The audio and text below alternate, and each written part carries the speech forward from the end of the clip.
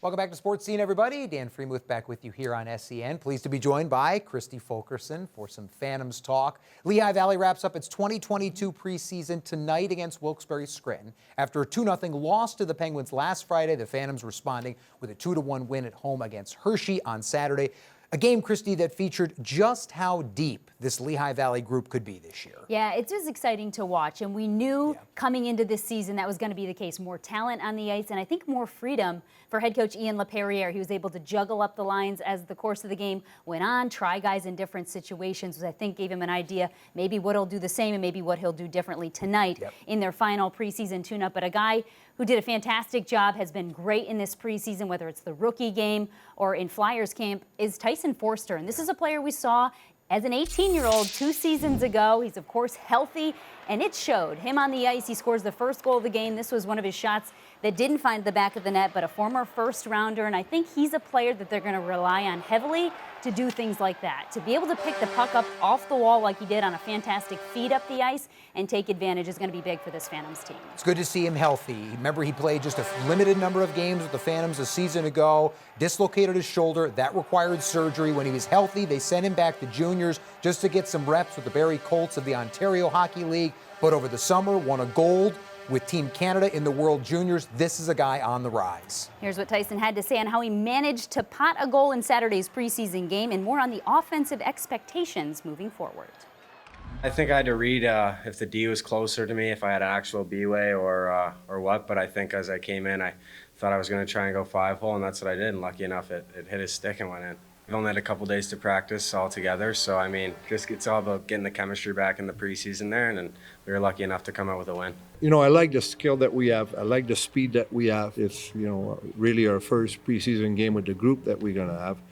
But that's what happens sometimes when you do have a little bit more skills, you try to be too fancy.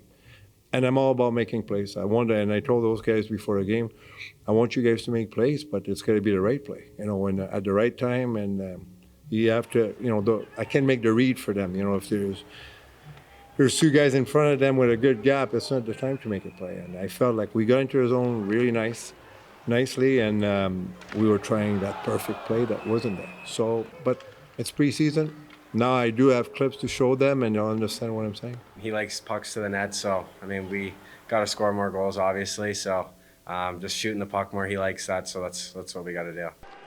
I don't know anyone who doesn't like pucks to the net, right? but we're on Lappy's team here, and I think as the course of the game went along, it got better. Single-digit shots in each of the 3 periods. They did outshoot the Bears, though, but you started to see a more north-south approach from the Phantoms. Well, and we're getting some good looks here at what appear to be some innocuous plays on goal. You know, pucks thrown at the net from the perimeter, but all of a sudden you get some traffic in front, you get a goalie juggle or a goalie bobble of the puck, and if you're crashing the net, you know, the old adage is go to the net and good things will happen. Well, then you're putting yourself in a prime area to score goals. I mean, that's a great look at a play right there. So Tyson Forster found the back of the net. That's a name we're familiar with for the last couple of years. Another guy we want to talk about is a name we're familiar with, but because he's been playing for the bad guys in recent years, nice to have this guy as part of our group now. Yeah, Jordy Bellery finally on the right side of the rivalry. He's been with Wilkes-Barre Scranton the last 3 seasons, and he's always been one of those players that's tough to play against. Great to have him on our side. This was goal number 2 for the Phantoms, the eventual game winner, and this was one of those extended offensive zone opportunities. He was in on the play earlier to help keep it in. You see the feed in front from Isaac Radcliffe. Speaking of going to the front of the net, this is a guy who knows his role. He's that tough player, he's that physical player, but he also can score. Career high 21 assists and 29 points last year to go along with a career high 112 penalty minutes. You see part of his PIMs from the preseason here as he threw down with Mason Morelli on Saturday. This was a guy who wore a letter for Wilkes-Barre Scranton as an alternate captain a year ago. He is going to do all the little things. He's going to get in on the forecheck. He's going to rattle some cages. He's going to provide leadership, everything you want from a depth player. Yeah, here's what Bellery had to say after his Phantoms debut and the mentality he has as a player. First game in these colors, so it's a little bit to get used to, new systems and new line mates and everything like that. But, you know, Ratty, you know, I thought we had a great game, great chemistry, and, you know, when Wiz joined us too, it was great, and same thing with Sandy, so it was a lot of fun. He's my kind of player, you know, like, you know, not because of the fight, I don't mind that, but he's plays hard, plays smart. He's get even before his goal, he made a nice play in the neutral zone, gaining the middle of the ice to create offense, and I like guys like that. And he's got that mindset. I welcome that. Not everybody can score 50 goals, and there's a lot of guys, you know, that are kind of confused about their game at times at different levels. And, you know, I just try to be a guy who can chip in a little bit offensively, but, you know, things kind of build from the ground up for me, you know, being solid defensively, good on the PK, and playing hard and being a leader through my energy. So it's a pretty simple one for me.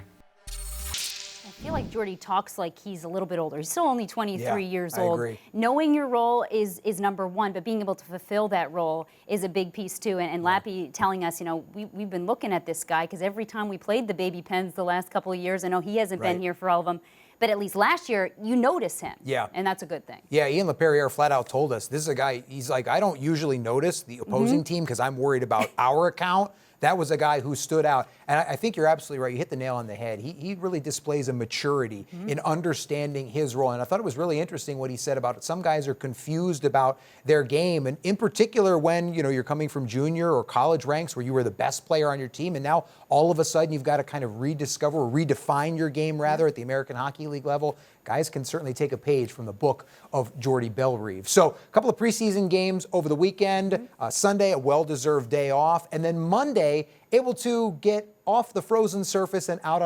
onto the links for the team's annual Phantoms Charities Golf Outing. Yeah, and it could not have been a more beautiful day to play some golf at Saucon Valley Country Club. This is a day that the Phantoms players, sponsors, organization, staff members look forward to. Of course, Service Electric, the title sponsor this year, but the 9th annual event, it's a primary fundraiser for Phantoms Charities. Of course, they raise money to support the area's youth in different ways, you know, encouraging youth, health, fitness, and sports. But this was just fun. I mean, you watch guys like Max Willman, he actually had a pretty good day. Tyson Forster missing the putts.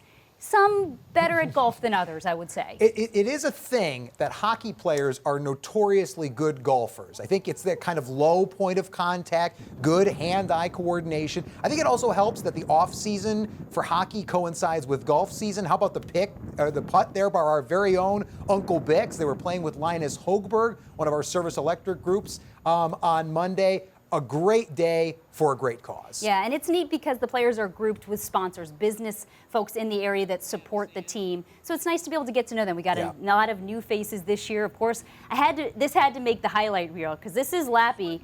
Ian LaPerriere, I think maybe the best putt that I captured on camera on Monday. And that's him saying, you can use that one, but the other ones you got of me, please delete those. So I'm following directions for sure when it comes to what the head coach has to say. But an eventful yet relaxing day on the course for everybody involved.